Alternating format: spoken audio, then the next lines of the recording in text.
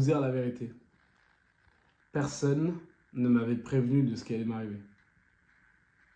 Ce qui se passe, c'est que j'ai commencé une marque de valises que vous pouvez voir juste derrière moi. Il y a à peu près 8 mois maintenant. Et maintenant, on part pour notre premier lancement. Ce qui est assez jouissif en réalité. Et je pense que si j'aurais su tout ce qui m'attendait en amont, j'aurais peut-être pas lancé ma marque de valises. Parce que toutes les galères que j'ai eues, c'était beaucoup trop pour tout ce tout ce que je gagne en vrai. Tu vois, c'est compliqué de parler français, frère. En réalité, si je dois être moi-même, c'est un truc de fou parce que là, j'essaye de trouver mon mot. Peut-être qu'il faut préparer ces vidéos YouTube avant. Mais je suis pas préparé. C'est ça le problème. Genre, peut-être qu'il faut pas croiser ses bras. Attends, je me disais ça. Peut-être qu'il faut pas croiser ses bras. Mais en vrai, j'en sais rien, moi, ce qu'il faut faire. J'ai jamais fait de vidéo YouTube. Je sais pas, moi, comment ils font les YouTubeurs. Et c'est hyper dur, un truc de ouf d'être YouTubeur ou de parler à la caméra, de regarder là-bas, de pas regarder là-bas. Alors qu'il n'y a rien autour de moi. Il n'y a rien, il n'y a rien, il n'y a rien. Mais moi, mes yeux font comme ça. J'essaie d'être moi-même le mieux que je peux. Et en vrai, ça, c'est moi.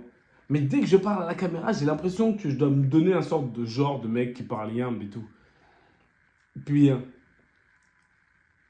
c'est pour ça que c'est compliqué. Parce que je sais pas quoi poster. Est-ce que je poste la vidéo où je fais le mec qui parle super bien? Ou je poste la vidéo où je parle bien, mais un peu ghetto, quoi. Et le but, c'est pas ça. Le but, c'est justement de créer une communauté, d'être soi-même. Donc, en vérité, il faudrait que je poste la vidéo qui me correspond le plus. Donc, la vidéo où je fais pas de montage. La vidéo où je coupe pas mes fautes de français. C'est dur, en vrai, hein. En vrai, de créer une boîte, c'est facile. Mais de créer une communauté, ça, c'est un peu plus compliqué. Mais tout est une question de temps, je dirais. Tu vois, même ça, là, mes mains qui bougent toutes les 2 secondes. Je suis sûr qu'il ne faudrait pas le faire. Cette année a été hyper importante pour moi et en réalité, elle m'a juste mis sur le droit chemin. Ce qui s'est passé, c'est que je me suis rendu compte que j'adorais ce que j'avais créé et que c'était super sympa. Et en fait, au lieu de créer ça tout seul, j'ai créé ça avec plein de gens. Plein de gens qui aimaient le voyage, plein de gens qui voulaient voyager, plein de gens qui avaient des problèmes avec leurs valises. Donc nous, ce qu'on a voulu faire, c'est de mettre le plus de fonctionnalités possible sur nos valises, ce qui est évident. Après ça, on a commandé une petite quantité de valises pour voir si elles se vendaient. J'ai vu un entrepreneur hyper connu qui avait dit, si tes proches, ta famille, tes amis n'achètent pas ton produit, donc personne ne va l'acheter. C'est ce que j'ai fait et ça s'est plutôt bien passé.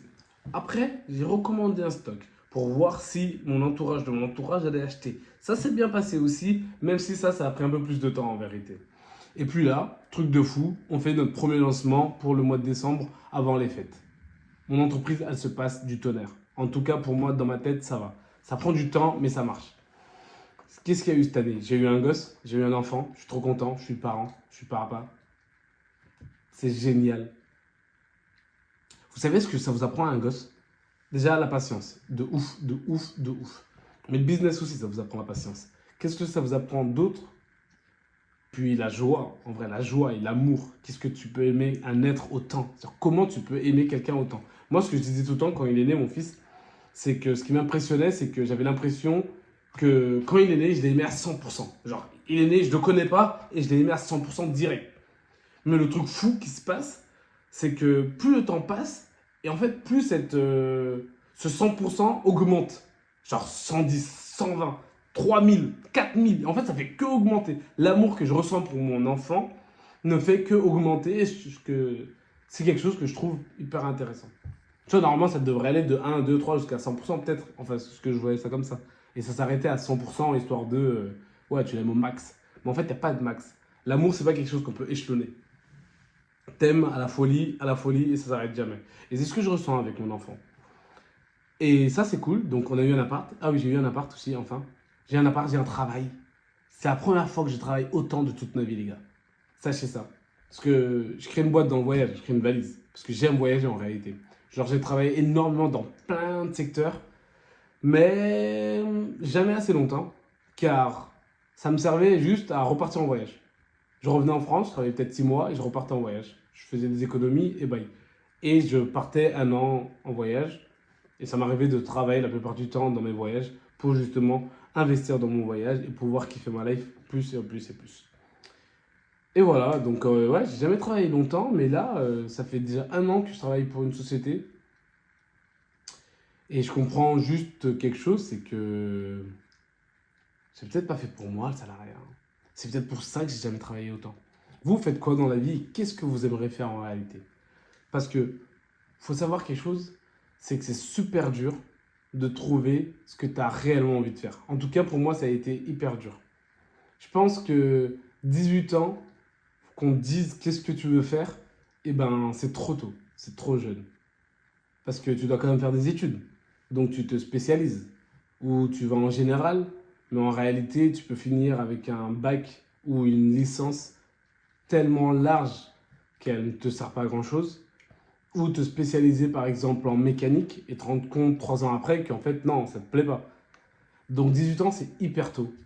Je pense que quelque chose qu'on devrait faire en France, c'est quelque chose qu'ils font énormément les Anglais, ça s'appelle le gap year. Donc eux, à 18 ans, après leur bac, ils vont 1 an à l'étranger pour, entre guillemets, kiffer leur vie, je pense, tu vois. Et en France, c'est pas du tout connu, mais je pense que ça aiderait énormément de gens à savoir ce qu'ils veulent faire. Je suis super content de faire ce format vidéo. Et en fait, j'ai l'impression que le fait de parler de mon anxiété, de parler du business, de parler de mon entreprise, de parler de ma famille, je me sens mieux. Je me sens comme soulagé. Comme si c'était ma petite séance de psy, genre, tu vois. J'ai l'impression d'avoir des gens qui m'écoutent et avoir des retours. Tu vois, que ça soit pas juste vice-versa. Donc n'hésitez pas, vous, à liker la vidéo, à mettre un commentaire, à partager la vidéo à vos potes.